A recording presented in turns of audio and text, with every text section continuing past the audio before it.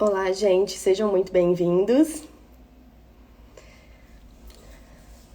Boa tarde, tudo bem? Hoje vamos bater aí um super papo com o nosso querido Siddhartha Ribeiro.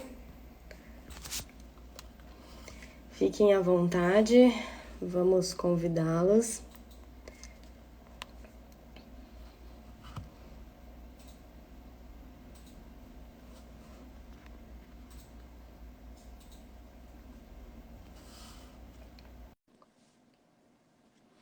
Sejam muito bem-vindos. Vamos fazer os convites aqui.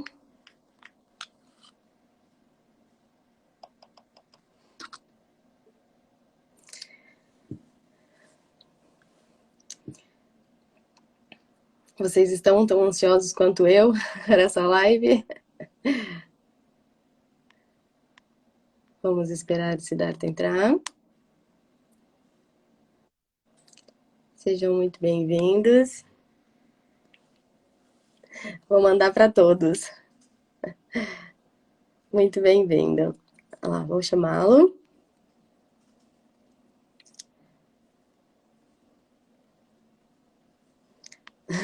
Todos ansiosos. Aí.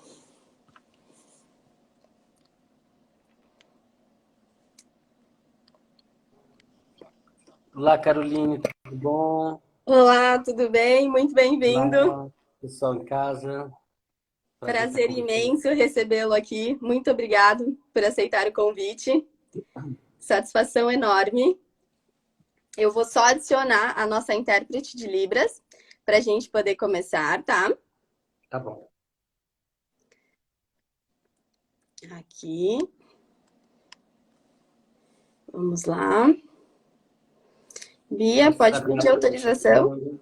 chegando. Oi? Mestre, Mestre Sabiá da Capoeira, grande mestre de capoeira, está Ai, que presente. bacana. Sejam muito bem-vindos todos. Aqui, chega. Só um minutinho que as meninas estão tentando entrar lá, tá?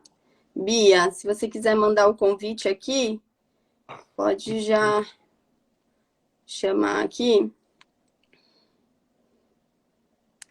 Só um minutinho. Essa parte é um pouquinho mais demorada, a gente vai trocar em meia hora os intérpretes, tá? Porque é muito cansativo, né? Ficar fazendo a tradução. Então, vamos trocar de meia em meia hora, tá? Sejam muito bem-vindos.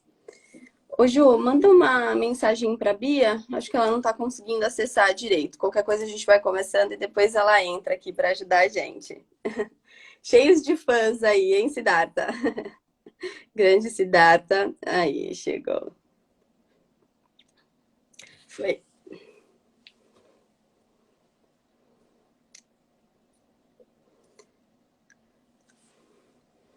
Acho que ela sumiu. Aí. Muito obrigada, Bia. Bia, tudo bom? Obrigada, tudo bom? Bom, primeiro eu gostaria de começar com a nossa audiodescrição, né? Para gente conseguir uma maior acessibilidade a todos. Então, eu sou Caroline Campagnoni, eu sou uma pessoa branca, estatura média, estou usando uma blusa preta, atrás de mim tem uma parede branca e eu tenho um batom roxo escuro. Siddhartha, por gentileza, sua audiodescrição. Eu sou um homem pardo, 50 anos, estatura média. Eu tô com uma camisa preta escrito Sativa em branco. Estou numa sala, tem plantas, tem um atabaque, tem um quadro de Omolu e tenho prazer de estar aqui com vocês. Gratidão. Bia, pode fazer sua audiodescrição, por gentileza? Prazer, meu nome é Beatriz, sou intérprete de Libras, sou uma mulher negra de pele clara, cabelos cacheados aos ombros, blusa preta, fundo branco e uma cadeira branca também. Estou sentada numa cadeira branca. Gratidão, Bia. Bom, vamos começar então a live. Eu fiquei um pouco perdida na hora de escolher um pouco sobre o tema, porque eu sou médica veterinária e o Siddhartha, né, tem aí graduação na área de ciências biológicas, né, formação em biologia, comportamento animal. Fiquei muito, assim, extasiada em saber aí dos seus conhecimentos também nessa área. Né? E além de inúmeras citações que a gente pode fazer do currículo maravilhoso, né, da pessoa que temos em frente, eu costumo falar que você não quis ficar por baixo dos outros Siddharthas, né? Então, do nosso Siddhartha Gautama, o nosso Buda, excelentíssimo aí, então não poderia carregar menos peso que o dele, com uma atuação fantástica na área da cannabis medicinal. Foi, assim, primordial os seus ensinamentos, tanto para minha formação, para tudo que eu apliquei para os meus pacientes. Então, uma gratidão gigantesca. Inclusive, né, eu gostaria aí de falar um pouquinho rapidamente, assim, só alguns pontinhos para o pessoal, né? Então, o Siddhartha, ele tem mais de 100 artigos escritos, 100 artigos científicos, 5 livros, né? Inclusive, um dos livros é maravilhoso, porque eu sou super fã quando a gente fala de sonhos, né? Eu gosto muito também de estudar sobre, e o livro fantástico, né, do Oráculo da Noite. Então, deixo aí o convite a todos para ler o livro fantástico do Siddhartha. E eu queria começar citando rapidamente da sua apresentação na PL, porque eu fiquei, assim, maravilhada como uma pessoa em 3 minutos conseguiu dar tantas referências para a área da cannabis medicinal, né? Com tanta excelência, Siddhartha, como, né, falando até dos nossos ancestrais, né, saudando os nossos ancestrais, o Carline, o Padre Ticão, figuras, assim, gigantescas para isso estar acontecendo hoje, né, então não podemos deixar de saudá-los, e dando um show em inúmeras temáticas, né. E uma coisa que me deixa sempre muito, que eu uso muito as suas referências, né, é quanto o que você fala de similaridade dos cães com a cannabis, né, Siddhartha? Então, queria que você contasse um pouquinho aí dessa semelhança para o pessoal. Fique à vontade, o palco é todo seu. Obrigado, Caroline. Eu acho essa analogia muito útil, e ela é uma analogia que é cientificamente correta. Ela não é só um recurso didático. Ela é, de fato, uma analogia que tem raiz histórica e que tem uma veracidade ou um rigor científico. Então, como é que a gente deve pensar essa questão? Há 25 mil anos atrás, estava começando a terminar o período glacial gigante que a gente viveu. E esse período glacial, para valer, ele ainda teve uma série de idas e vindas e foi acabar mesmo há 12 mil anos atrás, mais ou menos, um pouquinho menos. Nesse período, nossos ancestrais transformaram muito o modo de vida deles. Então, digamos, de 25 mil anos atrás até 12 mil anos atrás, nossos ancestrais deixaram de ser apenas caçadores e coletores e começaram a se tornar agricultores. Essa passagem ela começa no final dessa glaciação. Nesse período dessa longa transição, de uns 12 a 13 mil anos, aconteceu uma coisa muito importante que foi nos levar à agricultura. Essa coisa muito importante foi a domesticação, primeiro de animais, depois de plantas. O primeiro animal a ser domesticado, ao que parece, ao que tudo indica, as análises de genética de populações de cães indicam, foram os cachorros, né? Através de um ancestral, a partir de um ancestral que era lobo. E é um fenômeno complexo, culturalmente complexo, porque foi transformar um ser vivo numa ferramenta, e um ser vivo que era um inimigo natural se tornou um aliado. E isso permitiu aos nossos ancestrais domesticarem animais que eram não predadores, mas presas. Então, depois do cão, vieram todos os outros animais que são presas e que estão em currais e que fornecem leite, fornecem lã e carne. Então, foi um processo longo de coevolução entre humanos e lobos e depois cães, gerando um monte de raças diferentes de cães essas raças feitas, evidentemente, por uma seleção artificial, através da cruza de animais selecionados. Né? Então, se havia o interesse de selecionar uma certa característica morfológica, comportamental, a cruza seletiva dos animais permitiu a criação de raças muito específicas que atendem a necessidades humanas muito específicas, bem específicas mesmo, né? Um cão pastor é tão especializado naquilo que ele faz e é completamente diferente de, sei lá, um chihuahua ou de um pincher, né, que tem uma outra função, foi criado num outro ambiente.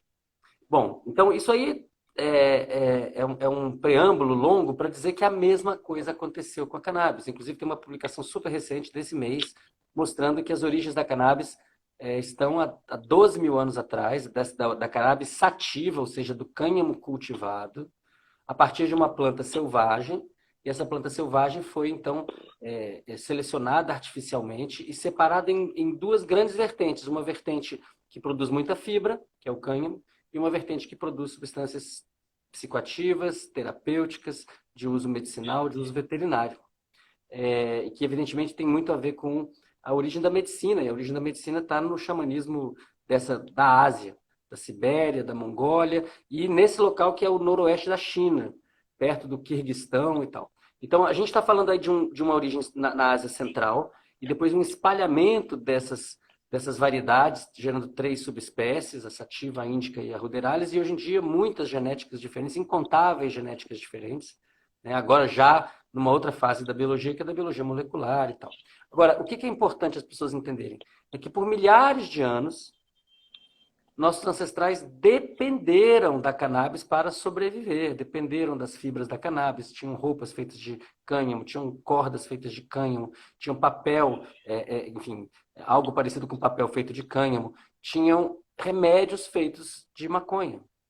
E é muito irônico que nos últimos 80 anos, no mundo ocidental e depois se espalhando por todo o planeta, tenha vicejado a ideia de que algo tão útil quanto a maconha e que é tão útil quanto o cachorro pudesse ser o pior inimigo do homem. Na verdade, faz parte desse clube de maiores amigos dos homens e das mulheres do passado e de hoje em dia. Com certeza, com certeza. Eu acredito que as pessoas, né, não conheçam, eu até o meu trabalho sempre trago isso para as pessoas, falando dessa parte milenar, né, da cannabis, de como ela vem acompanhando, até mesmo, né, entrando na história do proibicionismo, depois, tudo, né. Então, as pessoas não imaginam o quanto ela sempre esteve presente para a gente, né, ao longo aí de toda a história, né. Tem outra analogia também que você utiliza das raças, né, dos cachorros, assim como as raças, né, as espécies, os quimiotipos aí da cannabis, né, assim como existe o pincher que morde, que a gente sabe que o pincher morde, não é porque a cannabis vai morder algumas pessoas, que as pessoas têm que entender que tem pessoas que têm sensibilidade, principalmente ali ao THC, né, a gente vai abandonar o cachorro e não vai domesticar esse cachorro. Na verdade, tudo é da educação e as pessoas entenderem que a cannabis não é para todos também, né, Siddhartha? Acompanhei lá no Fórum da Delta 9, você conversou bastante sobre isso também. É importante, né, Carolina, a gente compreender que, como qualquer remédio, como qualquer medicina, como qualquer conjunto de substâncias de uso terapêutico, a cannabis tem grupos de risco. Existem pessoas que, pela sua genética, ou pela sua epigenética, pela sua história de vida, pelo país em que vivem, devem se abster do consumo de cannabis. Né? Se você estiver num daqueles países que punem o consumo de cannabis com a morte, então todo mundo é grupo de risco. Sim. 100% da população. Agora, numa situação de regulamentação e legalização do uso medicinal da cannabis, que é para onde o Brasil se encaminha, na verdade a gente já está nesse processo, temos milhares de pessoas no Brasil fazendo tratamento com cannabis medicinal, né, através das associações de pacientes. A gente tem a própria Federação das Associações de Cannabis Terapêutica, a FACT, presidida pela Sheila Geriz, da Paraíba. E a gente tem um estado em que, hoje, para os ricos, a cannabis está de facílimo acesso à cannabis medicinal, as pessoas vão à farmácia, compram fármacos caros, importados, mas já existe o acesso cada vez maior de pessoas com habeas corpus para poderem fazer seus remédios. Então, a gente está falando aqui de uma nova terapêutica que é muito antiga e que está voltando a ser um direito. Agora, isso não quer dizer que a cannabis seja uma panaceia. Isso não quer dizer que ela sirva para tudo. Ela serve para um monte de coisas. Ela é muito útil para muitas condições diferentes, tanto do ponto de vista do tratamento de sintomas, quanto de causas e atuando em mecanismos de doenças. Mas ela pode, sim, claro, ser abusada. Sim, as doses são importantes. Dependendo da condição da pessoa, as doses são muito importantes. Dependendo da condição da pessoa, uma faixa de doses é bastante aceitável na terapêutica. Agora, o abuso de substâncias, sejam quais forem, ele é deletério. O abuso de água é deletério e qualquer outra coisa também. Então, é importante pensar que uma pessoa que faz uso precoce e abusivo de cannabis, estou falando aqui da adolescência, tem uma chance razoável de desenvolver uma síndrome amotivacional, famosa falta de vontade de fazer qualquer coisa. É importante entender que isso pode ter prejuízos acadêmicos. É importante entender que a pureza e a composição da cannabis vai afetar esse processo. Se tiver níveis altos de THC e níveis baixos de CBD, isso pode colocar em risco pessoas que têm uma tendência à psicose.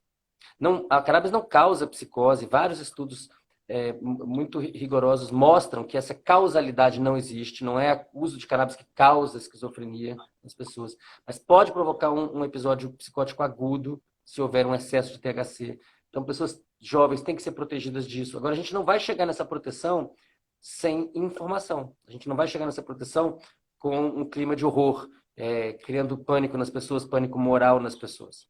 A gente vai chegar nessa situação dizendo para as pessoas, olha, isso aqui é um remédio, para você pode fazer bem, mas não agora, ou para você não é necessário agora, ou para você é perigoso agora, dependendo de quem é você, qual é a sua genética. Se você tem, por exemplo, a gente tem falado bastante isso nas palestras, né?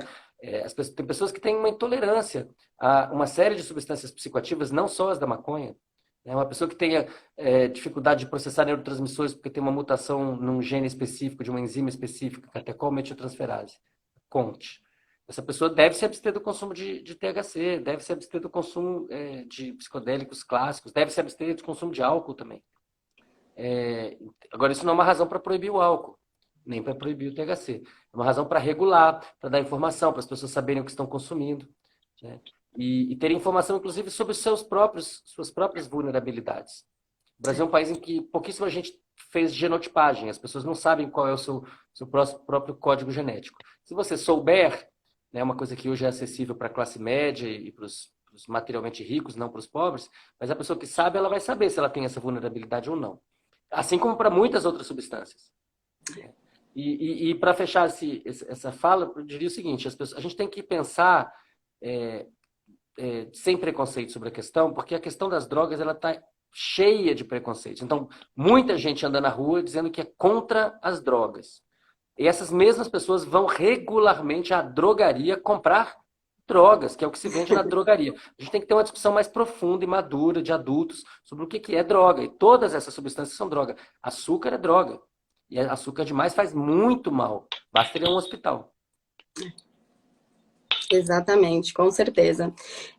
Inclusive, até, né, eu assisti uma palestra que você fala um pouquinho da enzima ali, da dificuldade da metabolização do THC, né? Que até existem exames hoje que o paciente pode fazer para saber se ele é sensível ao THC ou não, né, Siddhartha?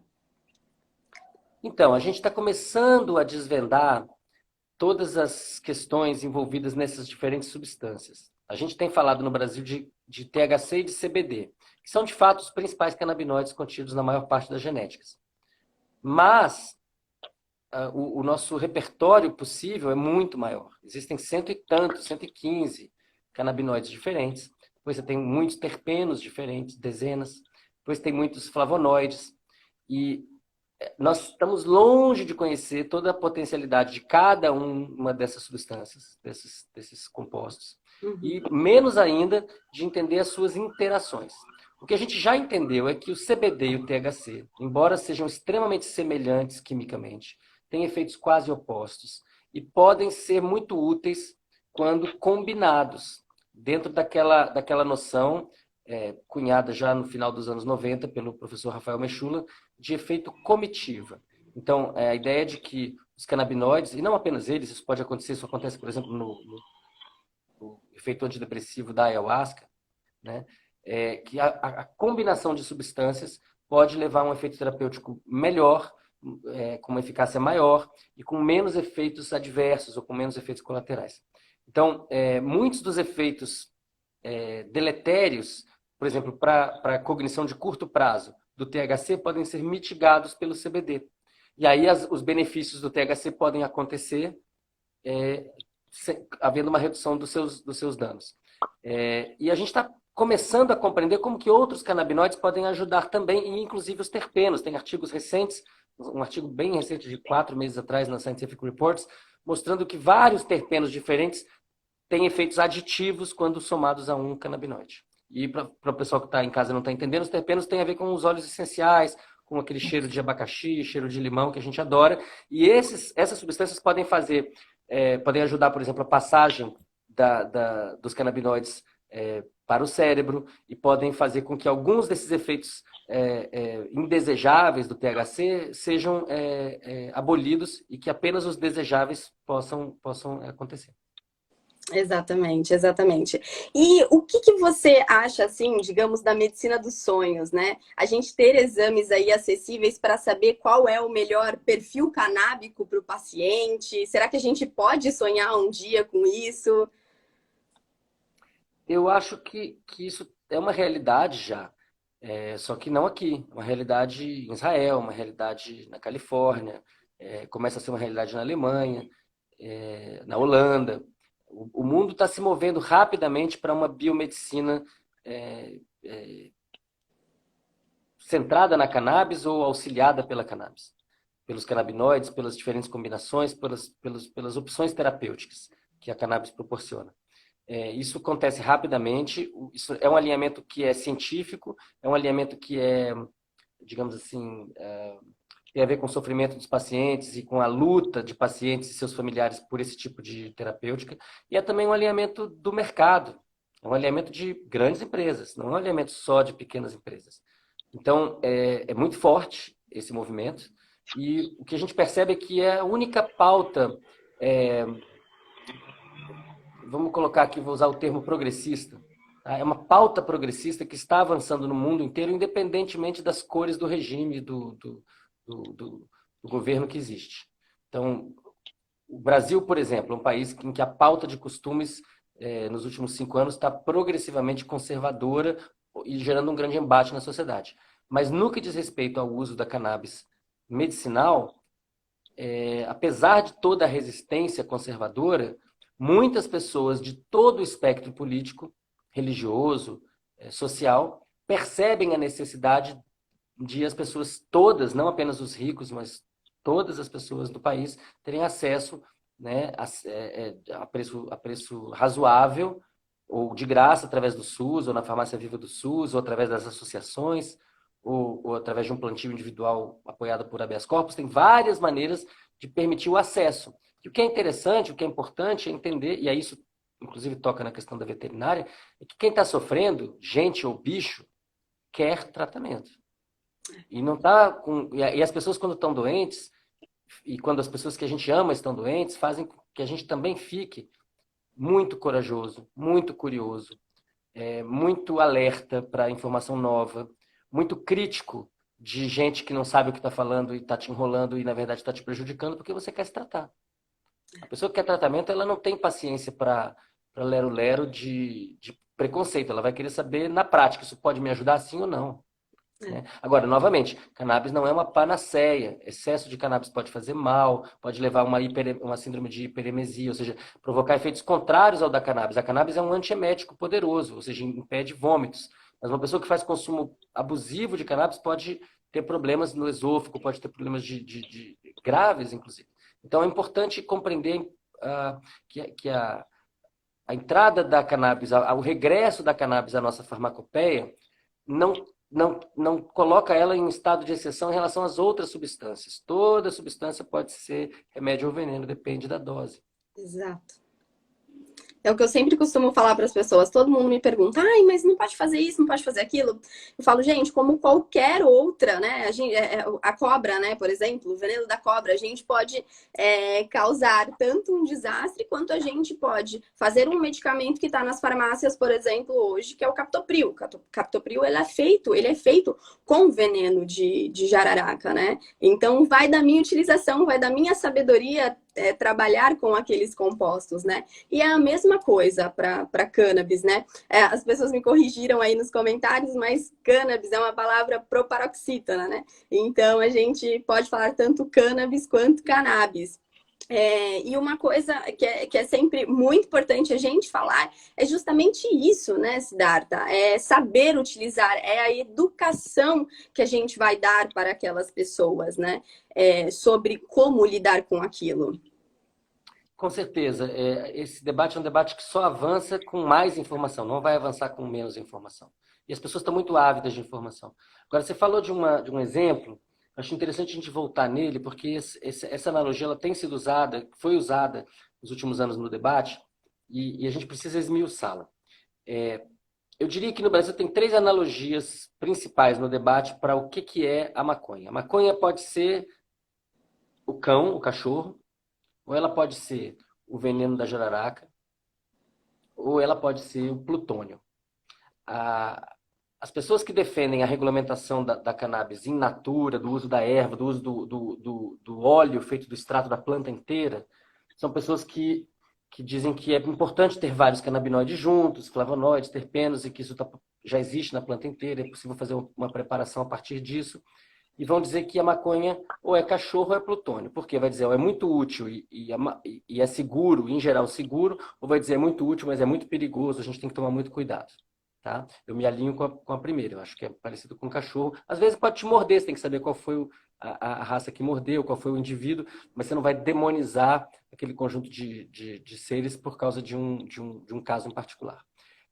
A regulamentação do PL 399 ela um pouco que pende para o plutônio, porque exige que cada planta seja rastreada, que tenha um nível de segurança altíssimo, como se fosse uma coisa muito complicada, aquilo que foi desenvolvido há 12 mil anos atrás na China e se espalhou pelo mundo, que é a seleção de várias variedades de plantas muito poderosas para nos ajudar a viver melhor. A terceira visão, essa visão da jararaca, ela é interessante, mas ela é perigosa, pelo seguinte. Existe no Brasil a tentativa de deslocar o debate, que antes era essa é a erva do diabo ou é a erva sagrada, planta de poder sagrada, professora, para quem gosta da caia, e é planta do demônio, ou erva do diabo, para quem considera ela uma má planta. Né? E esse deslocamento ele foi para dizer o seguinte, o canabidiol, o CBD, é do bem, é de Deus, é divino, maravilhoso, mas o THC é do mal. Então a maconha seria como uma serpente venenosa, mas você poderia extrair o CBD, purificar o CBD e oferecer essa flor de medicina canábica pura para a população. Só que isso não é verdade. Isso não é verdade. O CBD é muito bom, muito útil, mas em geral os resultados, e isso estou falando em geral mesmo, porque isso é muito amplo, os resultados melhores são alcançados quando existe uma mistura do CBD com o THC e outras coisas. Né? E isso tem a ver com a personalização da medicina do futuro. Né? O remédio que é bom para você num determinado momento da sua vida, para uma determinada doença específica, não será o mesmo para uma outra pessoa e não será o mesmo para você mesmo alguns anos depois, numa circunstância um pouco diferente. E a cannabis ela promete personalizar isso através dessa variedade toda de genéticas e de composições químicas. Por isso que a gente tem que pensar que a ideia, sim, no veneno da jararaca tem muita coisa útil, mas a jararaca está muito mais parecida, a maconha está muito mais parecida com o cachorro do que com o plutônio ou com a jararaca. A gente até faz a piada que não é mais o cão, é o cão nabis, né?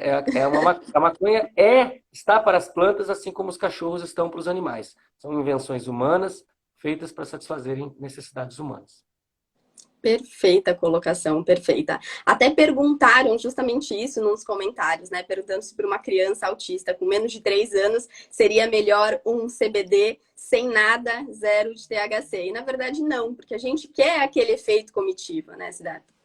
Eu acho que isso é tão específico, né? O efeito cognitivo é muito poderoso e isso está cada vez mais, com várias aplicações diferentes, a ciência disso está ficando cada vez mais sólida, mas na prática vai ser uma relação da família, do paciente e da sua família com a médica, o médico que está acompanhando e as decisões clínicas que vão sendo feitas todo mundo sabe como é que é feito isso. Isso não é só para a medicina canábica. A medicina é feita num processo de diálogo entre paciente, médico, familiares, que vai buscando a melhor terapêutica, ajustando dose.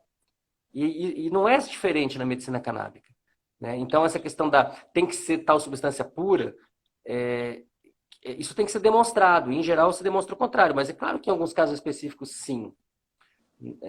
A gente tem que ter, por exemplo, existem estudos já mostrando que o CBD puro, que é eficaz como antiepiléptico, depois de algum tempo, ele puro pode se tornar menos eficaz, pode induzir uma tolerância, né? E familiares de pacientes ou pacientes adultos que utilizam óleos feitos a partir de extratos de amplo espectro, frequentemente relatam que isso não acontece. Então, essa ciência está se fazendo, já existem evidências disponíveis na literatura, crescentes, e a gente está caminhando para uma situação, eu acho que é ideal, que é o seguinte: vamos manter a cabeça aberta e permitir que cada pessoa se trate da melhor forma possível, com base na melhor evidência científica possível. Olha, para essa pessoa é bom só o CBD puro. Que ótimo, que bom que ele exista, que ele esteja disponível, de preferência disponível no SUS e de preferência produzido no Brasil e não importado. Agora, uma outra pessoa vai falar, não, na verdade eu me beneficio de uma planta que tem 8 canabinoides diferentes, em diferentes concentrações. Essa é a melhor para o meu caso. Que bom que essa pessoa tenha acesso a essa genética e que ela não precise pagar milhares de reais para obter alguma coisa que ela poderia plantar em casa. Que nem você costuma sempre falar, né? O que a gente está discutindo não é se legaliza ou não. O medicamento, o tratamento, né? Porque a gente não vai falar que ele é um medicamento, que não é um medicamento, é um remédio, mas o remédio, ele já é acessível hoje para quem tem dinheiro, né? O que a gente tem que discutir é justamente a acessibilidade, né? O acesso que as pessoas têm a ele. Exatamente. Exatamente. Então, se todo mundo que tem 70, 80, 90 anos e percebe que está tendo prejuízo cognitivo, entender que a geriatria do futuro é baseada em cannabis, que cannabis é muito bom para gente idosa, não vou falar nem idosos, em longevos. É uma coisa que eu tenho falado que é uma maneira muito boa de falar, né? A pessoa longeva é o jovem que deu certo. Só que a pessoa chega aos 80 anos de idade com um repertório maravilhoso de memórias e começa a perder acesso a essas memórias, as memórias começam a ficar ilhadas. Isso eventualmente leva a um processo de transtorno cognitivo leve, moderado, Alzheimer, demência. Né? Quem não quer caminhar nesse processo tem que olhar para a cannabis como uma coisa extremamente promissora e auspiciosa e perder os preconceitos. Isso está acontecendo. Tem um monte de gente que falou mal da maconha a vida toda e que descobriu e que está tomando óleo de cannabis e achando ótimo aos 60, 70, 80, 90. Agora, acho que essa é uma discussão para a gente trazer para a realidade, né? A realidade é que tem muito preconceito, a realidade é que hoje em dia a polícia entra na favela para matar gente negra em nome da guerra às drogas, e enquanto isso a classe média branca e os ricos estão comprando THC e CBD na farmácia. Então esse absurdo que a gente precisa, a gente precisa desatar esse nó. Por que as pessoas materialmente ricas e moralmente brancas podem comprar THC e CBD em proporções praticamente iguais, em formato de spray, a R$ 2.500 na farmácia da esquina, e um jovem negro sem oportunidades, a menina negra que não consegue, toma bala da polícia indo para a escola em nome da guerra às drogas? É uma doença. Então, o nó, a ciência vem para ajudar a desatar o nó. E começa falando, olha, para parar a guerra, em primeiro lugar, vamos lembrar que nossos cérebros e nossos corpos, nosso sistema imune, nossas fisiologias dependem do sistema endocannabinoide. Nós temos um monte de substâncias semelhantes às da maconha no nosso próprio corpo. Não estaríamos aqui tendo essa conversa se não tivéssemos essas substâncias. Então a gente precisa de menos preconceito e de mais conhecimento, mais ciência, pé no chão. Exatamente, exatamente. Vou pedir só um minutinho, Bia. Você quer trocar com a Aline? Já deu meia hora aí do seu tempo. Ah, tá bom. Eu vou sair e aí ela entra. Tá ótimo. Muito obrigada, viu? Gratidão. Obrigada. Obrigado, Bia. Só um minutinho aí. Vamos chamar aqui a Aline, que vai continuar a transcrição aí pra gente, a interpretação. Já está entrando, já estou conectando. Aí. Olá, boa noite. Olá, Aline, gratidão. Tudo Se quiser bom, fazer sua Aline? audiodescrição pra gente, por Obrigado. favor. Ok, eu sou uma mulher branca, tenho cabelo nos ombros, metade descolorido e metade castanho. Meu fundo é branco, eu tô com uma blusa preta de intérprete e uso óculos de grau. Gratidão, Aline. Bom, Siddhartha, uma coisa assim que eu também sempre levanto a bandeira, né, é pela questão do autocultivo, né, da gente conseguir acessar esse remédio nas farmácias vivas, né, a democracia, o acesso a todos. Eu tenho muita facilidade e sempre falo que eu sou muito grata pela oportunidade de ter um HC na minha casa, porque o meu esposo tem uma doença neurodegenerativa há 2 anos já que a gente faz o tratamento dele com HC. Então, para mim é muito fácil. Mas tem muitas mães que estão na favela fazendo o seu próprio medicamento lá para tratar o seu filho, que é doente, porque não consegue ter o mesmo privilégio, né? Então, é muito importante a gente sempre debater sobre essas coisas. Porque é muito fácil falar estando num bairro de classe média alta, né? Podendo pagar aí 10 mil reais para um advogado resolver toda essa documentação, toda essa burocracia, né? Mas não é todos que podem, né? Carolina, acho muito importante você trazer essa questão, né? Porque no Brasil a regra é a desigualdade. Essa é a regra. A regra é que para algumas pessoas é tudo muito fácil, para outras pessoas é tudo muito difícil. Né? E é importante que uma pessoa, na sua posição, diga exatamente o que você acabou de dizer, que o que é direito para uns tem que ser direito para todo mundo. Não dá para a gente pensar que vamos ficar muitos e muitos anos garantindo direitos individuais à base de habeas corpus. Então, vai ser necessário mudar essa legislação. O PL 399 não contempla isso. Ele não contempla o cultivo doméstico. E é uma pena que seja assim, porque é muito evidente que o cultivo doméstico garante acesso para qualquer classe social, para qualquer grupo sociodemográfico, e parcerias com universidades, institutos, permitem dosar os medicamentos produzidos pelas famílias e permitem garantir uma consistência no tratamento. Né? E pessoas pobres, pessoas humildes, né, nas periferias, podem e efetivamente conseguem produzir seus óleos com bastante competência, com bastante estabilidade ao longo do tempo. Então, isso é uma coisa importante para um país com tantas carências como o Brasil. Isso é muito mais, um caminho muito mais de interesse nacional do que essas ideias de importar tudo pelo SUS, onerar o Estado para pagar caríssimo para uma multinacional por uma coisa que podia ser produzida aqui. Eu acho, entretanto, que o PL 399 é o compromisso possível. Ele não é, eu falei isso já algumas vezes, né? Ele não é uma legislação que atende a um dos lados. Ele é uma legislação que atende parcialmente a todos os lados, exceto dos completamente negacionistas. Né? Então atende aos conservadores em muitos aspectos. E é por isso que eu acho que o PL foi aprovado, que o relatório foi aprovado, e que isso deve acabar sendo aprovado em plenário enfim, vai à sanção presidencial ou vetos, mas eu acho que inclusive vetos podem vir a ser derrubados, porque é do interesse da sociedade. As pessoas têm que ter acesso. A experiência da Abrace, né, que já chega a 20 mil pessoas, a experiência agora da Cultive, da PEP, a experiência da Colheira, são tantas experiências que podem chegar a muito mais pessoas quando o PL se transformar de fato em lei. E eu acho que no momento em que ele se transformar em lei, muitas pessoas que hoje ainda têm preconceito vão começar a ter esses benefícios acontecendo nas suas famílias. E a revolução é tão incrível, você deve ter visto isso várias vezes, pessoas extremamente fechadas, com preconceitos vindos lá da década de 40, 50, que reverberaram pelas décadas seguintes. Esses preconceitos caem por terra quando a pessoa tem um caso concreto, uma epilepsia, um câncer, uma situação de Parkinson, uma situação de autismo, uma doença de Crohn, dores neuropáticas. Quando a pessoa encontra aquele paredão que é a doença que estraga a vida, que pode terminar com a vida, e de repente ela ela percebe que existe uma terapêutica, que existe alguma coisa tão útil quanto um cachorro, mas é uma planta. E essa planta, nas suas diferentes formulações, pode realmente trazer qualidade de vida para as pessoas. A pessoa poder dormir bem, se alimentar bem, em níveis baixos de ansiedade, sem depressão, né? Gerando um ganho cognitivo muito grande em pessoas que têm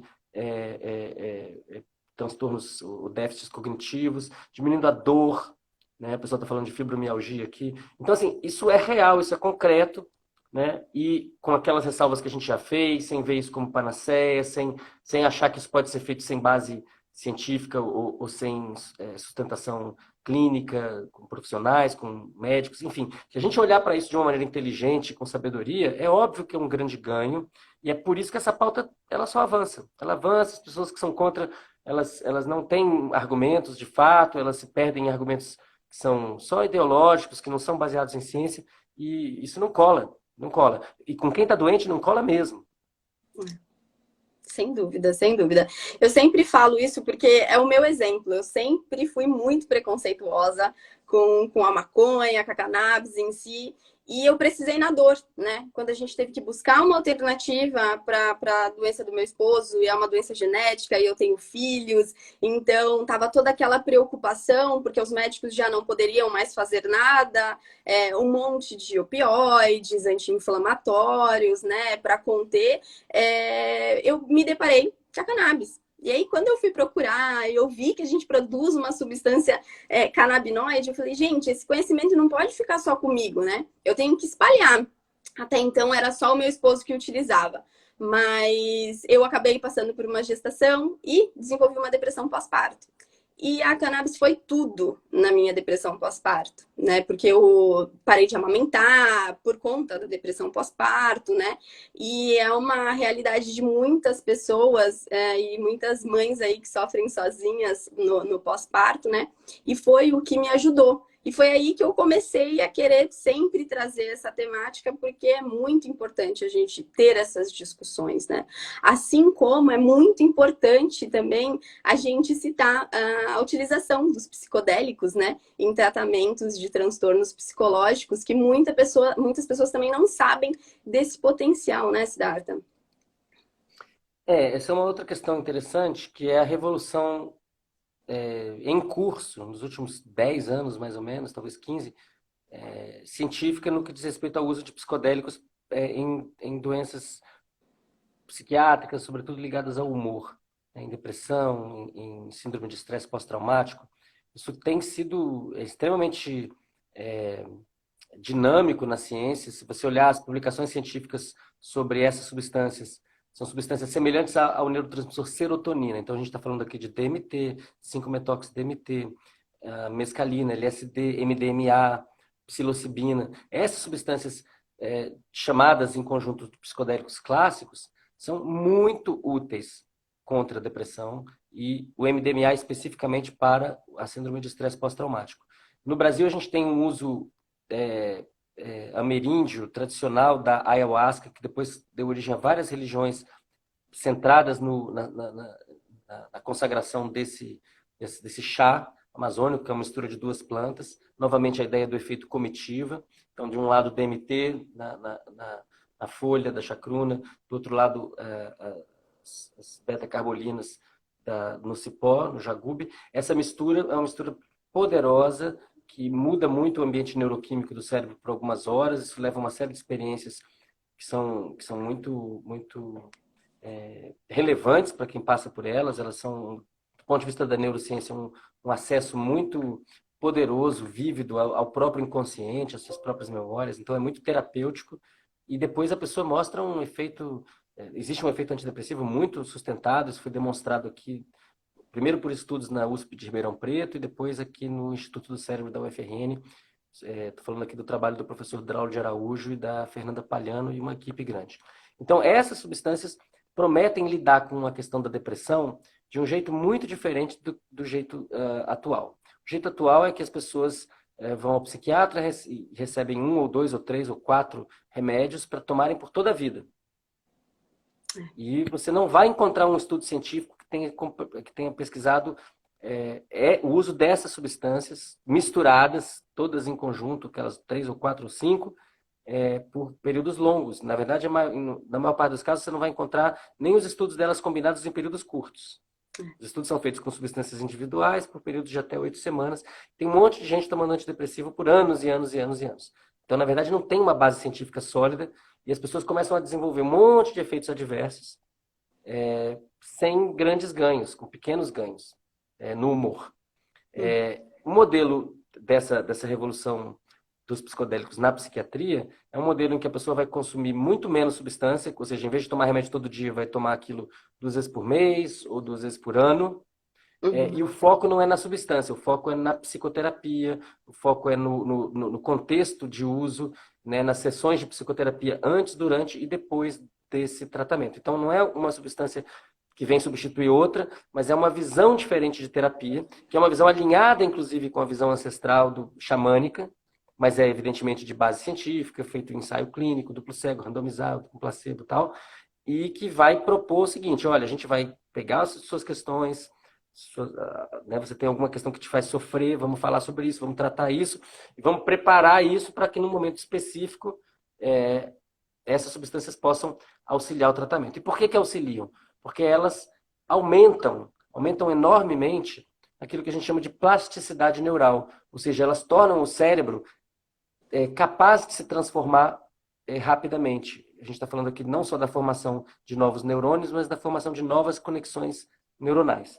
Então, essas substâncias, por algumas horas, o cérebro vai ficar muito modificável.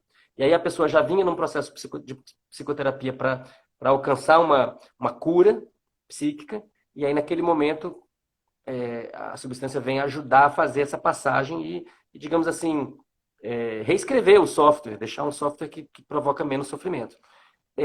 Curiosamente, existe evidência já desde 2017, um artigo publicado na Nature Medicine, que é uma excelente revista, por um grupo excelente da Alemanha, de um pesquisador chamado Andreas Zimmer, mostrando que o THC da maconha também produz esse tipo de transformação.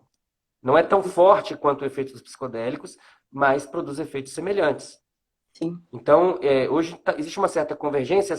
Essa medicina do século XXI, muito personalizada, ela está baseada, então, não em você vender e as pessoas consumirem um monte de remédio todo dia, o resto da vida, com um monte de problema e efeito adverso, e aí tomando mais remédios ainda para lidar com os efeitos adversos, caminhando para uma polimedicação perigosa, mas para você, na verdade, reduzir o consumo de substâncias, consumi-las muito mais ocasionalmente, em doses muito baixas, de miligramas até microgramas, mas alcançar efeitos muito mais positivos e duradouros.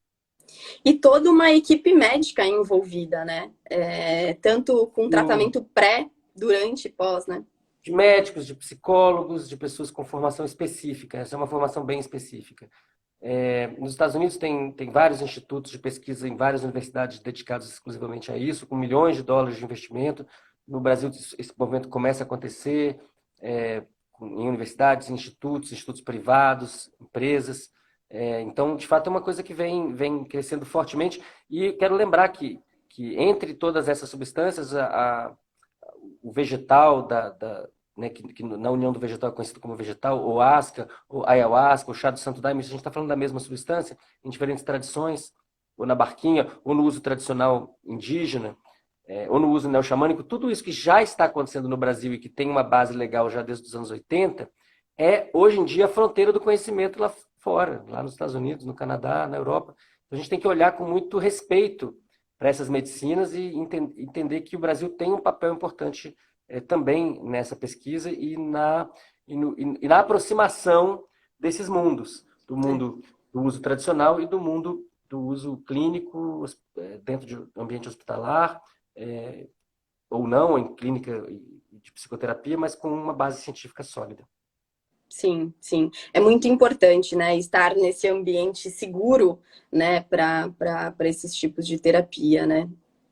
Caroline, uma coisa que eu estou percebendo aqui, eu não estou conseguindo ler, tem muita coisa aqui no chat, mas estou vendo passar rapidinho. Muita gente perguntando como é que faz para descobrir médico que pode propiciar esse tipo de tratamento. Existem várias pessoas fazendo isso no Brasil, várias clínicas especializadas já nisso, tá certo? Já tem Isso já aconteceu. Então, provavelmente está perto de você e você não sabe. Tá? Eu não vou falar nome de nenhuma clínica específica, ou de nenhum profissional específico, porque não é o caso, não cabe. Tá? Mas se você for à internet procurar, você vai encontrar notícia de jornal que vai te levar a quem faz isso, porque, na verdade, é uma revolução que já aconteceu fora do Brasil. O Brasil só está atrasado. Eu fui a 2 reuniões em associação médica para discutir isso. Há alguns anos atrás, eu fui numa reunião que, depois de muitas horas, em vez das pessoas estarem curiosas, elas estavam com medo, porque o representante do Conselho de Medicina falava que ia caçar o CRM de quem receitasse. Um ano depois, já tinha entrado no mercado esse remédio que a gente falou aí, que é 27 miligramas por ml de THC e 25 miligramas por ml de CBD, que é spray, estava na farmácia. E aí o papo tinha mudado. E aí, quando chegou o final, o presidente do CRM, do Conselho Regional, levantou e falou: olha, quem quiser receitar, passa lá e pega o formulário. Então, isso já não é uma questão. Agora, claro, talvez o seu médico, a sua médica, a pessoa, o profissional que está te atendendo, não tenha esse conhecimento, porque isso não era estudado na escola médica, em muitos lugares ainda não é no Brasil. Nos Estados Unidos isso já mudou há muito tempo. Em Israel isso mudou há muito tempo. Israel, Eu que é não um país... aprendi na faculdade. Não aprendeu, porque, né, quando eu fiz doutorado, o sistema endocannabinoide estava sendo decifrado, então era uma coisa que não estava no livro-texto. Agora, a gente tem que ler artigo científico, tem que saber onde é que a ciência está andando agora, não adianta a gente ficar preso ao passado. Né? E os médicos e médicas estão se atualizando rapidamente. Sim. É necessário, né, eles fazerem esse acompanhamento, até mesmo como você citou já várias vezes, o médico que no século passado era contra a penicilina seria um louco, né? E é bem por esse lado. Exatamente. As pessoas têm que parar de tapar o sol com a peneira, né? Então procure a associação mais próxima de você. Eu estou vendo aqui o meu querido Júlio Américo falando, procure a Liga Canábica na Paraíba. Entendeu? Com certeza, se você procurar, você vai encontrar perto de você uma associação e a associação vai te orientar. Se você entrar na FACT, né, que é a da Federação das Associações, você vai conseguir também esse suporte, encontrar uma associação que esteja na FACT, que seria ali o CRM, né, o Conselho Regional, digamos assim, das associações, que seria ali dos médicos, né? Eles também fazem essa orientação para encontrar um médico, encontrar ali uma associação que consiga prestar esse atendimento para as pessoas, né? É muito importante. FACT, FACT, você vai encontrar um monte de informação interessante. Exato.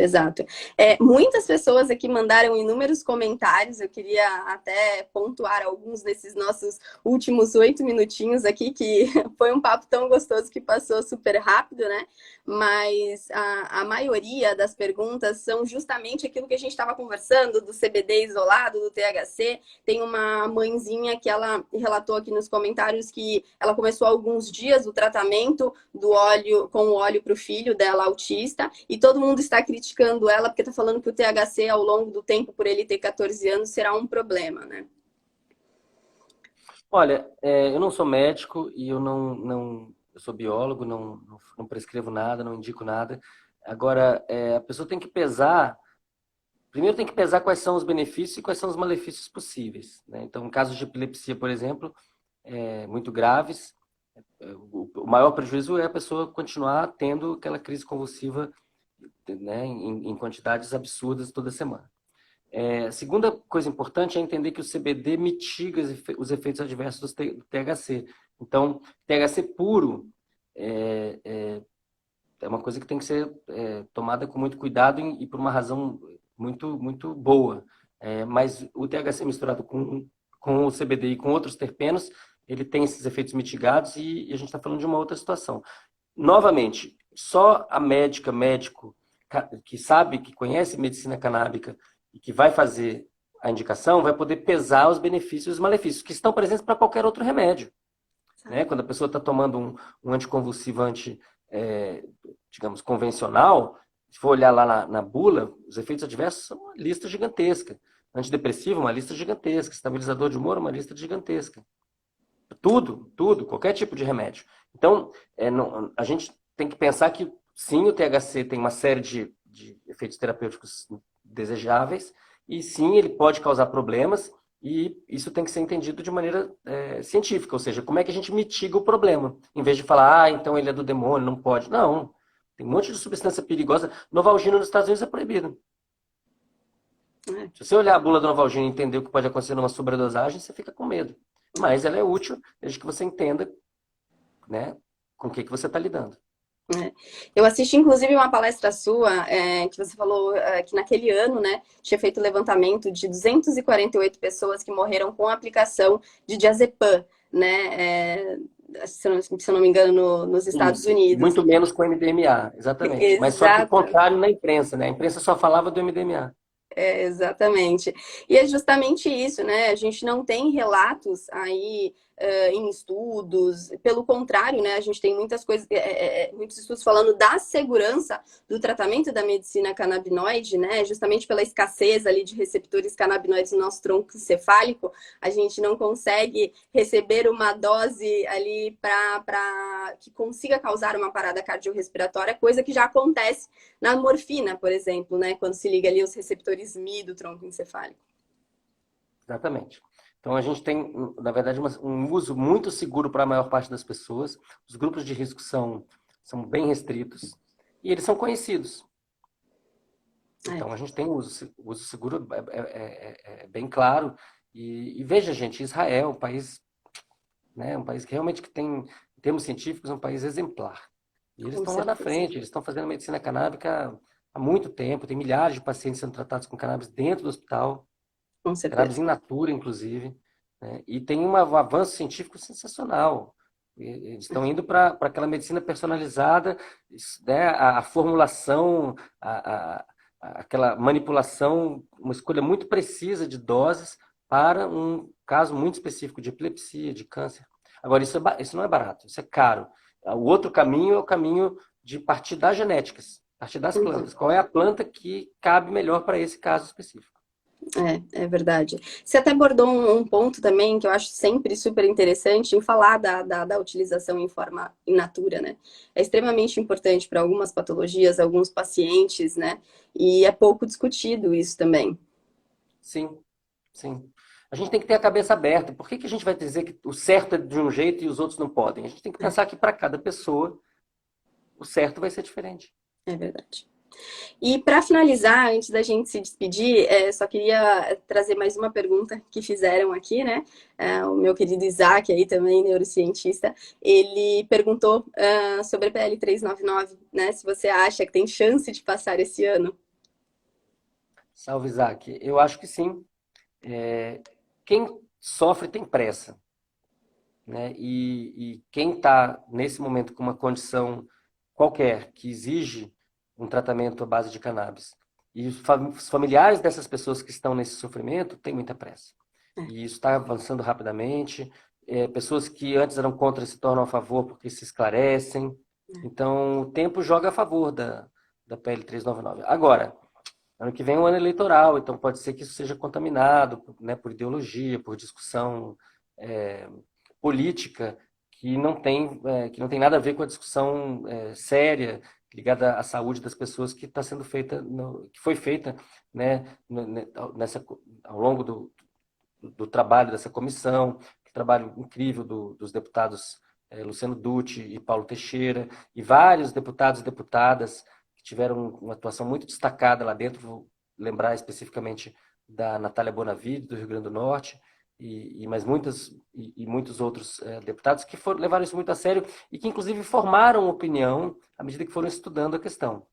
E é bem notório que, quando chega no momento do debate, o lado proibicionista não estudou, não se preparou, eles vêm com os preconceitos porque colam muito bem para um público desinformado. Mas à medida que as pessoas vão consumindo mais informação de qualidade, fica evidente que o lado de lá está vazio e que o lado de lá, na verdade, não está nem querendo, de fato, proibir todas as drogas, como eles meio que dizem que querem, então vão proibir a maconha e tudo mais, que faz mal, e na verdade o que eles querem é beneficiar um monopólio, um oligopólio. Foi o que foi derrubado agora com a derrubada da patente de CBD para Pratidona 12. Então, hoje a gente está caminhando para ter um ecossistema mais diverso, né? Se a PL se transformar em lei, a gente vai ter várias associações plenamente regulamentadas, a gente vai ter várias empresas, e esperemos que sejam empresas de todo porte, que não seja só uma empresa multinacional gigante, que que as pequenas empresas, os microempresários possam participar, que tenha algum tipo de reparação, que as comunidades que pagaram o preço da guerra às drogas possam participar desse mercado e serem favorecidas. E se isso acontecer, vai ser uma vitória para a vida no Brasil. Com Vai ser certeza. bom. Com certeza.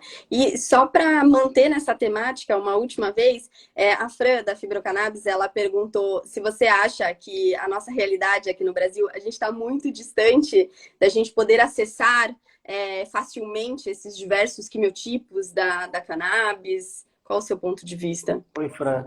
Acho que não. Gente, a gente está falando aqui de genéticas, de sementes, assim. Por que que a gente não...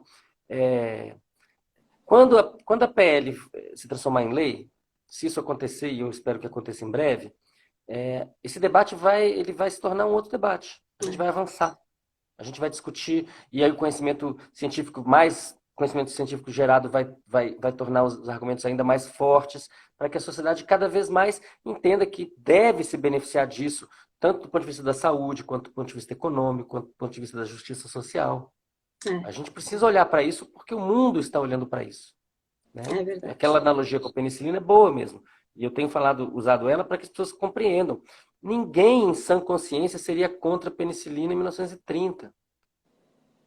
Esse negacionismo ele não vai longe, porque a gente está falando de coisas bem concretas, a gente não está falando de uma abstração. Com certeza, com certeza. E que nem a Renata disse, né? Indústria, não nos esmague, né? E viva as farmácias vivas, né? Exatamente. Siddhartha, gratidão gigantesca por ter você aqui com a gente hoje. Obrigado.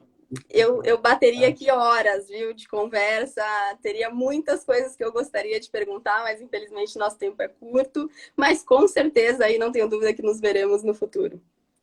Gratidão, Obrigado. viu? Gratidão, Aline também, Bia, todo mundo em casa, amigos, amigas, pessoal que eu vi aqui, o Júlio, Mestre Sabiá, um monte de gente legal. Axé. Gratidão, até a próxima. Tchau, tchau, gente. Obrigada, Aline. Obrigada, Bia. Obrigada a todos. Tchau, tchau.